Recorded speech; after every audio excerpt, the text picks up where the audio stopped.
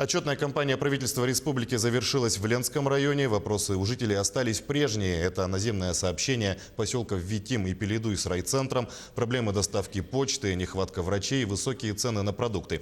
Помимо отчетов перед населением, зампред правительства Якутии Ольга Балабкина посетила социальный объект в Ленске. Она осмотрела перепрофилированное под поликлинику здание бывшего профилактория «Алроса», где оценила качественную работу, современное оснащение и продуманные решения. Например, ленский главврач нашел способ минимизировать очередь в регистратуру, использовать всю полезную площадь для нужд пациентов. Также Ольга Балабкина побывала в здании, которое планируется приобрести для Ленского технологического техникума. То, в котором сегодня ведутся занятия, не соответствует санпинам и требованиям пожарной безопасности. Это здание, оно положительное именно на эксплуатацию как учебного заведения, в том числе для тех, кто после 9 класса.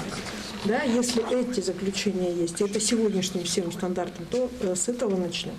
Если есть хоть какие-то проблемы, связанные с пожарными, с Роспотребнадзором, значит, будем еще искать другие варианты. Потому что мы обычно покупаем здание, а потом выясняется, что там у пожарных новые какие-то требования или еще что-то. Да? И в результате этого... Согласна. Опять затраты, да? Согласна, Да, опять согласна. затраты. Я с вами согласна.